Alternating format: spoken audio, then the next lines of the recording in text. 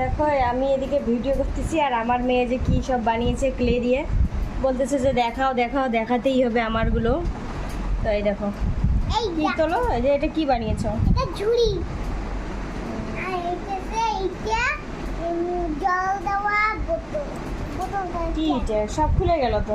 কি এই আমার কেন খুলে গেল? খুলে গেল তো। এটা কি বানিয়েছো? গাছ? হ্যাঁ টমেটো গাছ ও দাঁড়াও। বাবা, এটা টমেটো গাছ। ও মা, টমেটোও ধরেছে রে। ও বাবা, এটা আবার কি সাইনবোর্ড?